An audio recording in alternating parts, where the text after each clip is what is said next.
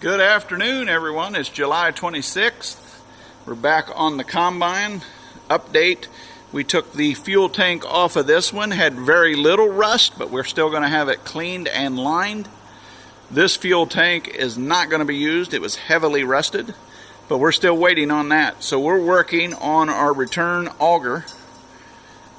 We have taken parts out of that one because this auger shaft was completely damaged on this end, was not usable, so it's a good thing to have a parts machine. This was discontinued. I just did some checking. This auger is discontinued, so you'd have to either repair your unit, your auger, or find a parts one. That's why I have a parts one. I also bought some parts. I don't have the price sheet in front of me. We got a new needle bearing. We've got 3 to choose from, or 2, because we took the machines apart. We want to put a new one in. They don't cost that much. These actually might have been usable, but I'm in there. I did buy this, but I may be holding it back. And I got new bushings, but I'm going to get into that.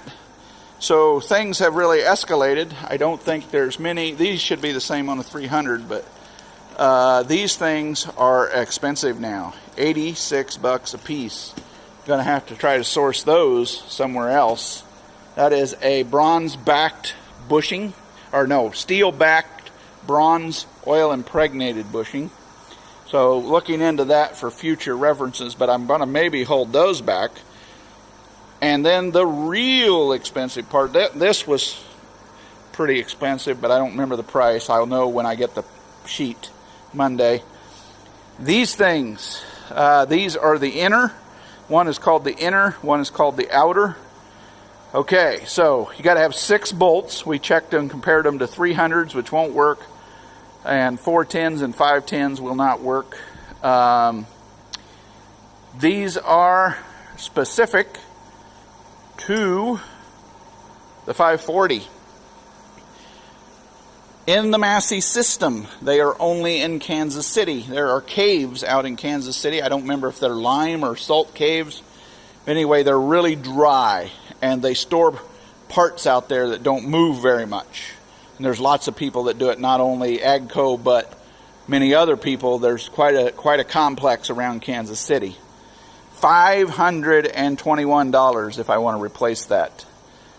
That made me put the brakes on a little bit. I used to buy those new. Luckily, I kept these. This one here is from my first 540 that I replaced. It has some flat spots there. This one is from the parts combine. Its bushings are highly wore, which would be replaceable. These bushings in both of these are pretty decent. This is the one we took off, and since it was crammed so tight over there, I'll get to that, and that's the bad piece. It's in pretty good shape. It's actually a little better than the other 2 I have, but not going to be throwing these things away, because further down the road, my boys, if they keep messing with these, this is another used one. Thinking about putting these together. They got a pretty good fit, and using them. They do have a little bit of rounded right there, but I think they will run.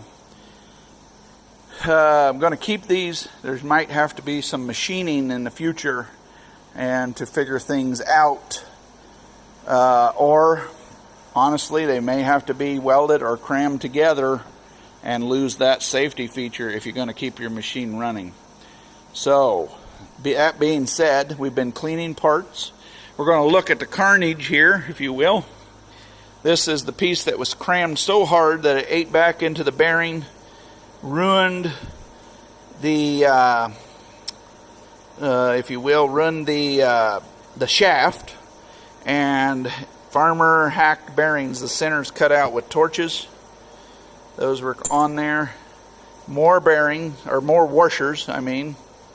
So you're talking 3/4 of an inch of cramming. So much so that the spring is compressed. So now if I even put it correct, not much, but you can, I don't know if you can tell the difference on camera, but this spring is shorter. It's been crammed so much. So I'm going to set that aside, and we're going to use the one off the parts combine because it's a little taller to try to get the correct pieces. This little spacer that goes behind this so it doesn't eat into your bearing, obsolete. Trying to locate some to put in my box. They could be made if needed, but obsolete number. So I'm thinking some of these parts are becoming more obsolete than the 300 because there wasn't as many 540s out there, so they're probably not moving that much. So we're going to get ready to start putting this together. There's going to be fans on in the background because it's hot. We're 90 in here right now and getting ready for another rainstorm. We wanted to be laying down second cutting hay, but humidity and rain coming in every 2 days pretty well. So corn's looking great.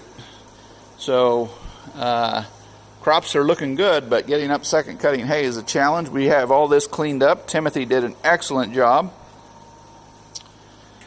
And we're ready to reassemble.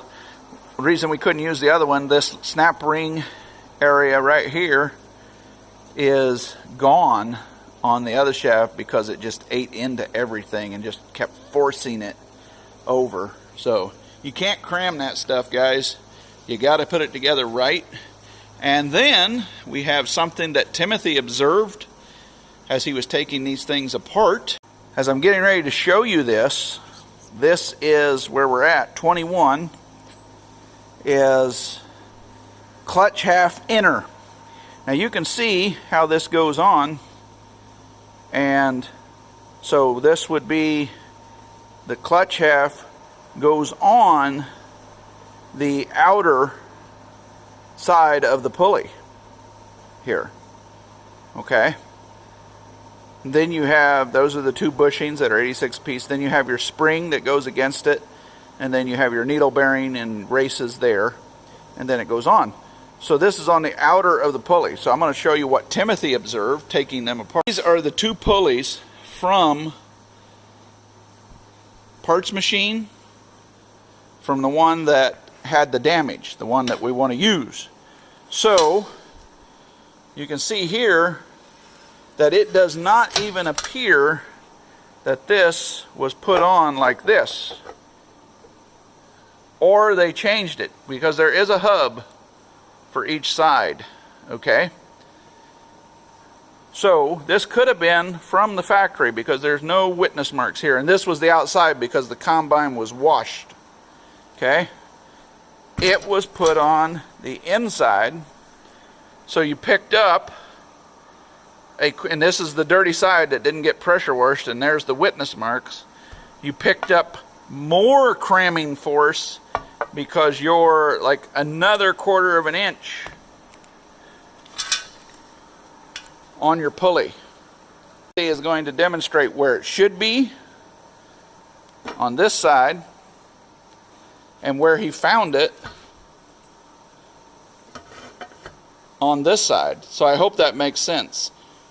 And it appears that that could have been wrong, and I don't think our book is wrong, from the factory.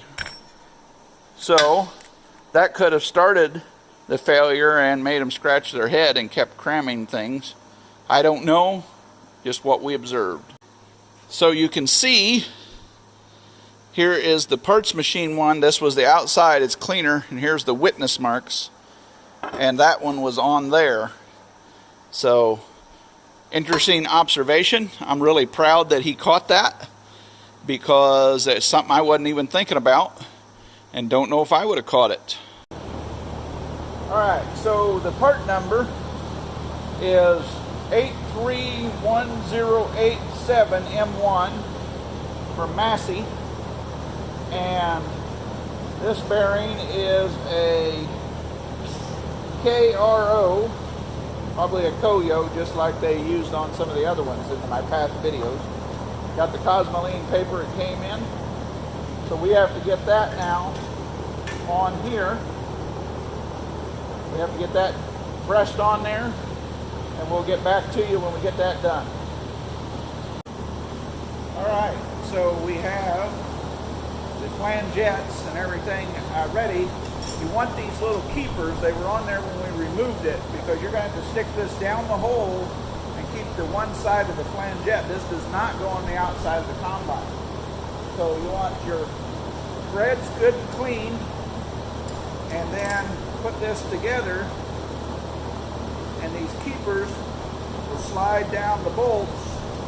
They got little teeth there, and then they will keep that, and now we can slide it in the tube, because we got to go like 42 inches in the tube and hit our holes over here on the combine. This is where we're going to be coming out. This is where the slip clutch is. The flangette has to be on the inside. There'd be no way to hold those carriage bolts in the flangette. I am screwing it in because I opted to leave the chain hanging in here, because it would be a real job to thread the chain back across. So I'm screwing it in through the chain. The chain is split, but you don't want it to go up to the top and come off the top, and it does want to try to do that at times. So we'll be able to get the chain back around it at the appointed time and put the master link in before we put the piece in. We now have the shaft installed, the 3 bolts over on the other side of the combine.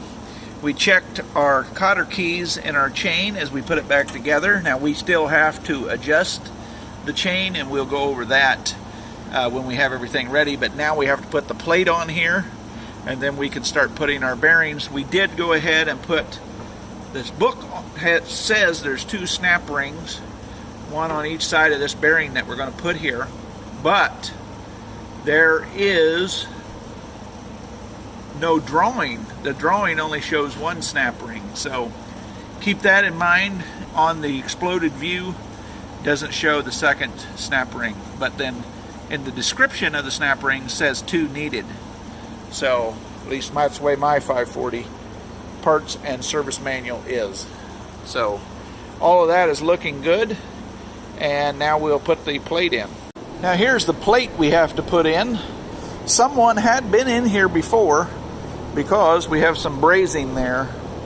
It looks like maybe the bearing went out, shaft went down or something, and ate into it. The one on the parts combine is rusted out. Probably could get this from Massey, but don't need to. So we're going to put it in now, and then we will start putting our bearing on. Here's that other side. Right there's our bearing with the flangettes, so you can see how it all has to be done from inside the tube. That's why you need the keepers. We have our plate back in. Now it is very important, we tried to put this snap ring on beforehand, and this is tight fit, it wouldn't go over it, so we had to take it back off, take the snap ring off, put the plate in, bolt it in, then put the snap ring. Now we're going to get our bearing on. So we're going to put some never sees here, and then there'll be another snap ring there, and we'll have our flangette. Most important, don't forget your flangette before you put the bearing on, or you'll be pulling it back off. We have our bearing in. We don't have our pulley on, but the chain now is extremely loose. We can't really make revolutions, but it's hard to do because the chain is loose. So what we want to do while we're here is tighten our chain. You want it to not pull away from the sprocket, but be able to slide back and forth. It talks about that in the old books, and you want to pull it up level. Now these here have to be loose on both sides, these 2 bolts, so that this will slide up and down.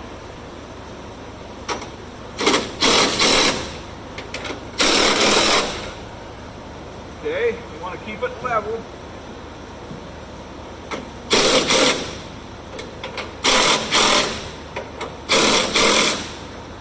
Now, let me check it.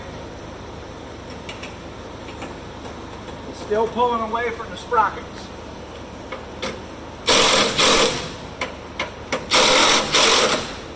Now that's about where it was. And we'll also get a tape measure in here. We'll check the distance to make sure it's level. Now we're getting there, and we got good rotation without it catching on anything. So we'll check this. Then when we're done, you have to tighten up 4 half-inch nuts on the bearings, because that's what holds it in place, not this top. This top is just for adjusting. Now you will see here it will go back and forth, but it won't pull away from the sprocket. That is what the book talks about, having them tensioned correctly. So now we tighten up the top 4 bolts on the flange bearings, and the chain is adjusted, and we're done there. We have everything together. Turns like it's supposed to. And while we were in there, had Timothy go ahead and change the belt. That is a B98. All right, we had great success, and we're going to try this one. I think it has some life left in it. We had to file this key and make it fit our keyway. We've spent probably an hour or so filing and fitting, and then we got her to where it goes right on, and she's tight. And don't forget, this is the most, they weren't running this, let's show you here. They weren't, or maybe they did have that spacer, but it wasn't in there all the way. So they were running like that, and they just kept cramming into that bearing. So we want to get our spacer on. Goes right up there like that and gives us a better surface to press against. And that's all adding up to 16ths and 32nds so that we get good grip. Now we will check and get the inner clutch, and see if we can use these and save our other ones back. We also confirmed by a picture in the manual that the inner clutch is on the outside of the pulley. So they had moved it over, just like Timothy had observed. Very proud of him catching that. I had not. They had moved that in to gain, they just kept cramming it. Now we've made sure that this takes grease. We're putting in 1 race, and then we're going to grease this needle bearing. I think this is a good one to use. We're going to hold that one back. This one has life in it, and I think it will do just fine. Okay, he has packed it full of grease, and he can feel them turning. So we're going to put that in there. Put that over there. Then we have our another race right here.